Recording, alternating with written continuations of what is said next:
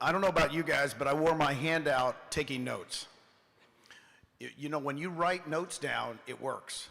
You guys do know this, right? Me and Brent, we always compare. We take more notes than anybody because I'm just writing down what he did, right? Because you've got to be taking notes. Okay, anybody watch Wolf on Wall Street? Wasn't that just the best movie of all time, right, for salespeople? Woohoo! So, I always tell this story. You guys remember the scene when they're in the coffee shop and the guy goes, "Don't we live in the same building?" And the guy goes, "Yeah." And he goes, "Well, how'd you get that yellow Corvette?" You guys remember this? And the guy in the booth goes, "Well, I made $72,000 last month." And this is 1986. Remember? And the guy says, "You made $72,000 last month?" He goes, "Yeah." "You show me a check for $72,000. I quit my job, I come work for you." Remember this? And the next scene is, "Paulie, I quit." Because he showed him a $72,000 check. Okay, that was 6.5 years ago when I showed this model to my daughter. I swear to God, that was the scene in our living room. And she had a great paying job. She was a regional manager for a tanning company, single mom, had to give all that up. And she looked at this model and she went, literally, "I quit my job, I come work with you." So let's introduce my daughter, Nicole Rouseau.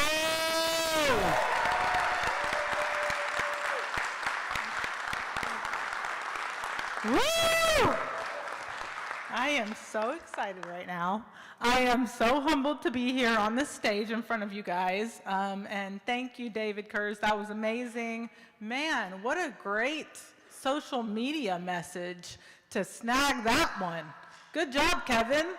Good job, Kevin. I love that. That's a great story and great for us to all learn about how to attract brokers. But I'm super humbled to be here, you guys. I'm excited. I'll start with just briefly my little story, and then hopefully I can bring value to the room. So just like my dad, Gene, says, I quit my job. I started making calls. In the first 6 months, I think I brought in at least 6 cappers for sure. They were all cappers, and all 6 of them are still with us today. Fast forward. And by the way, one of those 6 cappers is Allison Gaddy in the room? Shame on her. Shame on her. Allison Gaddy was one of those 6 phone calls, and I always say that's the phone call that changed my life. Her and Dawn now account for over 70% of my organization. I'm knocking on the doorstep of 900 agents now. And yeah, my goal is to now start to get paid on all 900 of those jokers, but let's go. But that was the phone call that changed my life, and it's been a constant learning experience from the day that I brought them on, ups and downs, chasing squirrels, left and right, to stay focused on keeping up with the growth that those 2 have just brought to my life, to make a long story short. So I'll get into all that. Another part of my story is fast forward from 2015 to 2018-ish, November of 2018. My husband, Brian, raise your hand, who was in real estate back in the day, back in California, right when the market crashed. He got out of the business, then he started recruiting for an IT company. And he always had a passion for real estate, and our revenue share got to the point in 2018 that made up for his salary and then some. So he was able to quit that and come partner with us, and is now growing the company with us and killing it in real estate in Dallas, Texas. So you guys send us your referrals, please. But Brian, stand up real quick. Now if you guys see, now I don't know, when I walked into the room, people came up to, I think I had 5 or 6 of you guys come up to me with a Lincoln Apollo story. I think he might be more famous than the 2 of us combined, wouldn't you think? Yeah. Oh, whoa. Sorry, Rob. Anyway, so our story is great. We work together now in agent attraction. I focus more on agent attraction. He still does his fair share, and he's also selling real estate in Dallas, Texas. And we have a little boy. You'll meet him if you haven't already. He has the mohawk, running around here all curly-haired, and a 14-year-old daughter at home in a house of COVID right now. Yay. Anyway, I want to get started here, you guys. I actually did put together a PowerPoint. If it come up. Okay, that's not the font I picked, but we'll roll with it.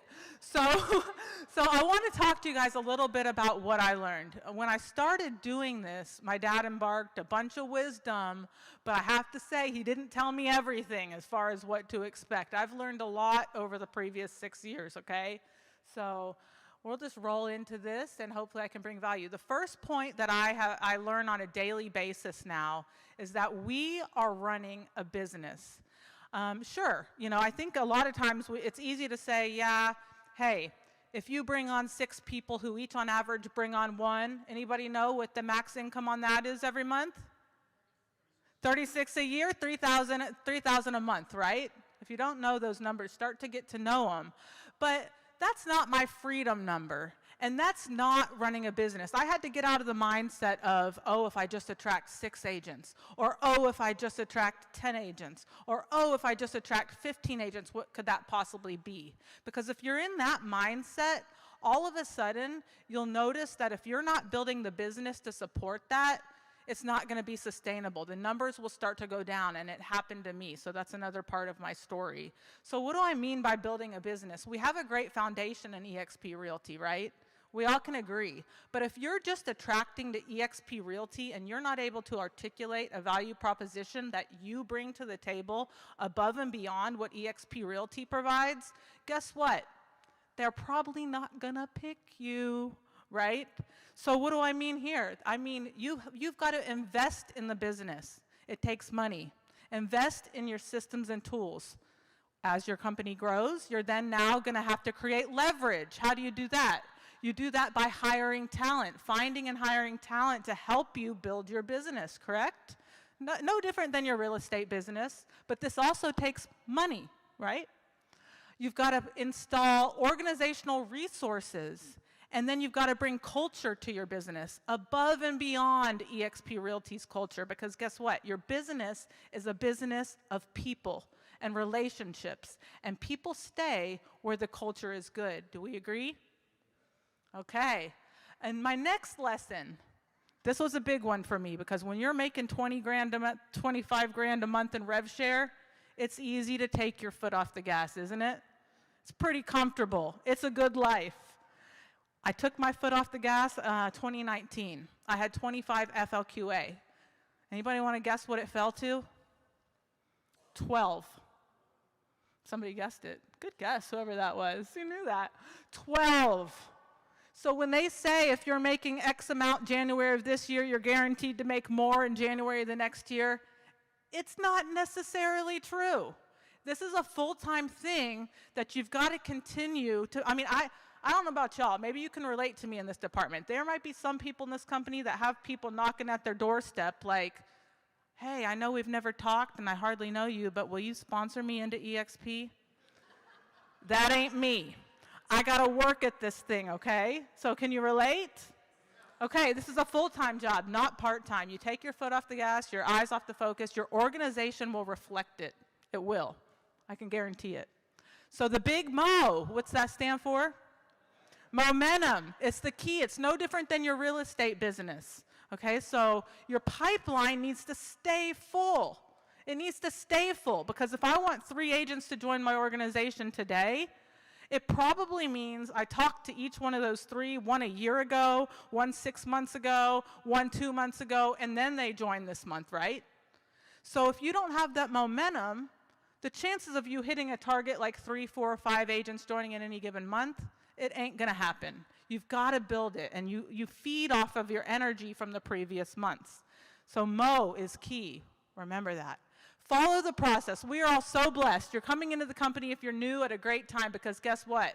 We are on the shoulders of titans, of giants. Brent Gove, Gene Frederick, they've been doing this for a long time, and they have the roadmap. All we got to do is plug into what they already taught us, right? If you don't know the process, write this down or take a screenshot. I made this for y'all. Okay? So step 1, what is it? Make a list. How big of a list? 100 people, okay? Some of you have done business with 100 people. Some of you know 100 agents in one way or another. Some of you are friends with 100 plus people on social media that are in real estate. If not, take a page out of Kevin Cottrell's book, okay? Start connecting with agents. You do a deal with an agent, add them to the list. You meet an agent at a title company, add them to the list, right? Every agent you know of or know, you add to the list. And if you don't have any more, scour your MLS. Just add agents to the list. Keep going with it. So that's the list. Item number 2, wealth chart. Who's got one? Awesome. If you're not raising your hand, I hope you're new. Because if you're not new, this has been around since the beginning. Rob Flick has a great video on it. It is your goals. It's in front of you. In our organization, we print off our wealth charts and we take a picture of our wealth chart every month and we send it to our senior partners. Why do we do that? It's accountability. It keeps us all committed to one another. And it shows our senior partners that we're committed to where if I call Gene, he's going to be willing to get on the phone with me because he knows I'm serious about this business, right? Again, I'm building a business, okay? The next one is what? Calls and conversations. This is huge. This is the engine of your action, right? Because everything downstream stems from that. So calls and conversations, you take that list, and that's the list you work from, and you start going down and you have conversations, and you set goals. How many conversations am I going to have today? That's part of being committed to the business, and I'll talk more about conversations in a moment. We make those calls and conversations to what? Set an appointment. We set an appointment to show the model. You can do that a handful of ways, but there's a better way and a not so good way. The best way is meeting somebody one-on-one in your marketplace. You sit down with them and you share the model. It's as simple as clicking a video, explainthemodel.com, right? Themodelexplain.com. Whichever you use that video and watch it with them. We actually, in our group, have strategically placed pause moments throughout the video to follow up and get conversation going. We script this stuff. We also script our calls, so get with us. I'd love my coach, Russ, in the back of the room. We have proven scripts that actually do work on both of those processes. After we zoom the model, it doesn't stop there. If they're not ready to apply, what do? Third-party validation calls. If you guys have not watched Casey Counsel's third-party validation call thing that Brent Gove has from a Mastermind in Tahoe, make that your homework tonight. It is brilliant with a capital B. The girl kills it. And I learned how to do it from her, and I've gotten better. I'm still not Casey Counsel, but I'm telling you what, I'm getting there, and it's helped my business. Sometimes I notice that's another area that I tend to take my foot off the gas on. And Russ will tell me, he'll say, you haven't scheduled me for a three-way call lately, and I notice I'm trying to do it myself. The minute I put the three-way call back into my business plan, things improve and they get better. So do those third-party validation calls, y'all. All right, from there, this is from Jay Kinder. You never let the conversation die. So you're always scheduling the next exposure. I don't care what it is. If you have something going on in your organization, invite them. If we have a mastermind that we're inviting out of EXP agents to, invite them. Invite them to something you have going on. It doesn't matter what. If there's a realtor event in your area and they're local, invite them. Socialize with them. Get to know them and build relationship. Bring value to the table by just simply inviting. You don't even have to be the one with the valuable information. That's me. I just show them who's valuable and pair them up, and all of a sudden I'm the rock star in their life, right? So hopefully that helps you guys. It's always the next thing. You could take them on a tour through EXP World, show them all the value there, get them a guest pass, right? There's so many things you can do to keep the conversation going and never letting it die, but you have to have a system on the back end to make sure you have that scheduled. Right? That's the way you never let it die, because otherwise you have so much crap going on in your life that it could easily fall off and you could forget about them until one day you're bored and you're going through the people you haven't talked to in a year. Okay? So make sure you're keeping the conversation alive, and eventually you get to the application, and here's the best advice I can give on that. You fill out the application with them. We do that? Do we do that? If you want to be their sponsor, you have to do that, okay? All right. ABC. Okay, my ABC. What's y'all's ABC? I hear it all the time. Always be closing, and that's a great one. But in my world, I go back to the engine in my process, which is conversations. I'm always conversing. So I am always in conversation. And the reason that that's the most important is because everything downstream in the process from conversations happens as a result from the amount of conversations you have. Does that make sense? The more conversations you have, the more appointments you set, the more three-way calls that happen, the more applications get put in, correct? So what can we control? I can't control how many applications get signed today. What I can control is that if I want to talk to 10 people before I leave my office, can I make it happen? I can. And who's ready to even take a step and level up from that? Here's another statistic that Russ taught me I can control. You ready, Russ? It's how many applications can I have, how many appointments can I set before I leave my office today? So if my goal today is to have a combined 10 conversation and 2 appointments set, I can do that before I leave my chair to go home. Are we in agreement with that? Awesome. All right, track your numbers. They matter. Okay, we're going on here. Get social. I talked about this. I need to speed my pace up here. We are inviting agents to things all the time. What I like to say to the agent that I'm recruiting is, I want to show you what it's like to be in my organization before you even get in my organization. Are you with me on that one? I want to. How do I do that? Well, if we have coaching sessions going on, I'm going to invite them to my coaching session. If I have a mastermind that's going on, like a little Zoom, I'm going to invite them to that. I want to tour them through my organizational resource pages. I'm going to show them what it's like. I introduce them to Coach Russ. He gives them some free coaching. It's awesome, okay? The fortune is in the follow-up. We all know this, but to actually implement it is another thing.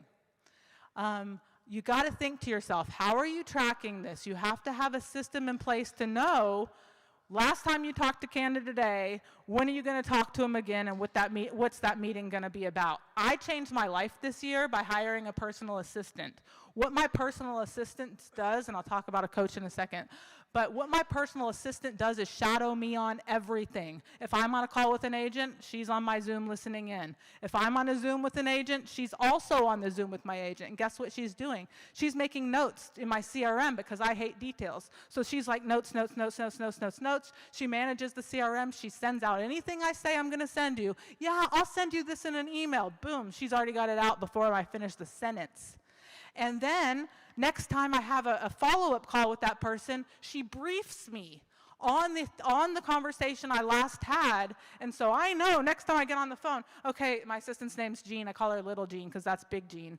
And I'm like, Little Jean, what's going on with Joe Schmo? And she tells me everything I need to know before I hop on the next call. I literally basically feel like all I got to do is show up and get on the phone. It's amazing. That was life-changing. She's in the Philippines. And I've worked with her for years, but I just actually realized her highest and best value. I recommend it, y'all. Get a coach. Get a coach. Coach Russ is my coach. What I love about Coach Russ is he's in this with us. He's making the calls. He's in my organization, downline from me, but he's making the calls and doing big things with us. He's changed my life. He calls me every morning at 7 a.m. Every morning at 7 a.m. He makes sure I'm committed, y'all. He asks me the questions that sometimes I don't like to be asked, right? Get somebody like that in your life. He has the scripts. He's doing it. We have call sessions Monday, Wednesday, and Friday where we're all over Zoom on calls together, and everybody mutes themselves, and we're all making phone calls. Do you think our organization's growing? Yeah. Okay. Thank you, Coach Russ. This is just an example of an agent I just started talking to in December. Here's all my notes that I have in my CRM based on things I've done and appointments I've set and everything I know about this agent. She's joining. More, right? That's just one example. I have over 270 active conversations like this going right now. Onboarding. Okay, we're shifting gears a little bit, but this goes back to building your business. I think when I was thinking about how I could bring value to you guys today, I was thinking about the number one thing that other leaders and influencers in this company ask me, and that's about onboarding. Because when we started this thing in 2015, EXP's onboarding was not what it is today. okay? So we had to kind of build this plane as we were flying it and build the systems around it. So I do happen to know a lot about this department, and I still run Jean's organization's onboarding. I don't do half as much as I used to because, again, we learned how to leverage it, right? But here's what our system looks like and kind of what we do. The first point I want to make is that I have a team of 6 concierges, and my assistant now manages them. But I kind of charge my people to do 2 things. One, make sure that every applicant is getting through EXP's onboarding process as quickly as possible. One thing I want to encourage you guys to all know is what is EXP's onboarding process? As a sponsor who is serious about this, if you don't know what EXP does, then you're going to lose applicants in the process. I'm going to be very real with you on this one. Because all of a sudden, you're going to think somebody's in, and then what happens? They're not in because they missed an email. The broker didn't accept their license, and it fizzles out, and they're pissed because onboarding was not what they wanted it to be. Have you had that happen? It happens, okay? If you haven't, learn EXP's onboarding process. It's 5 easy steps, really. Here it is. Application. After the application gets accepted, they have to sign their ICA, and then they've got to transfer their license at the state level. Then they've got to look in their inbox for the email that gets them to confirm their email forwarding. Then they've got to activate Passport. Once they've done that, they're considered done, right? As far as EXP is concerned. Would you agree? You guys know this? Know it if you don't know it. So our concierges make sure they get through that process as fast as they want to get through that process. And then what we do on top of that is we tour them through EXP World. The things that we do when we tour through EXP World, we make sure they know how to control their avatar and use the go-to teleportation device menu. We show them the class schedules and the meeting schedules for their state. We then tour them through the hub, which is relatively new with EXP. If you don't know what the hub is, it's awesome. It's like a huge expo hall. But one of the things we show them in the hub is that there's a lot of on-demand training there, and we suggest that as quickly as they can, they do Fast Start 1 and 2. Why do we do that? Because once they've done EXP's Fast Start 1 and 2, they're much more acclimated to the way EXP runs and what it's like to be an agent with us at EXP, okay? We then say, hey, then finish the Fast Start series, but we don't want to overload them. Fast Start 1 and 2 gets a good start. Then we show them the state broker room, introduce them to the state broker. Usually that support is awesome. Not all the time, but usually it's awesome. So you give an example of that. And another reason we show them that is because we want to clearly define to them, hey, once our onboarding process is done here, this is your support. Because what we were experiencing back in the day was they would still reach out to us with every question they had in the books after onboarding was over. So this kind of is that, hard through line of, now here's your support staff, right? I'm almost done here, guys, I promise. The next thing we do is tour them through Enterprise. What do we do when we're there? We request KV Core sign up for them. We show them their marketing center with EXP, signs and business cards. We show them where to go to get that. We do a brief summary of each of the little tiles on Enterprise. We give them a workplace tour. We add them to the strategic groups in workplace based on what state they're in and who they are. We also show them the Messenger app. And we, highlight the fact that this is a good way to contact your broker.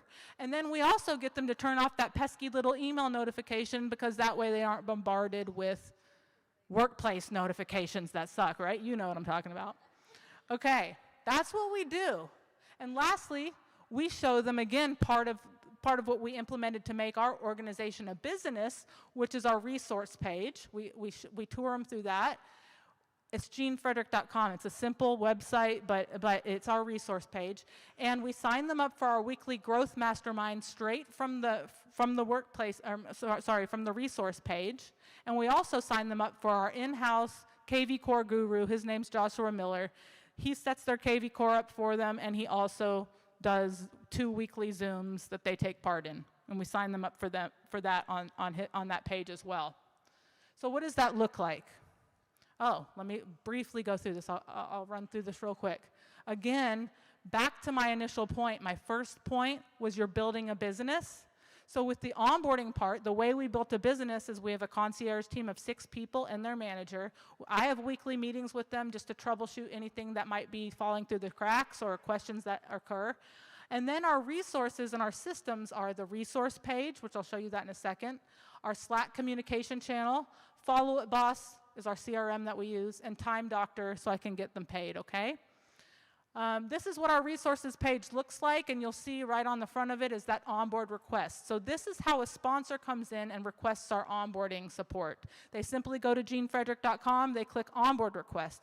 From there, it goes to this Google Sheet. The Google Sheet is just a form where they put their information and their agent prospects information. This automatically will load into our communication channel called Slack, if you've ever worked with Slack. And my team takes it straight off of the Slack channel to import it into our CRM, which is Follow It Boss. Okay? Oops, I don't know what I did there. Oh, play the video. Okay, play the video, Rob. So this is the CRM that we use called Follow It Boss.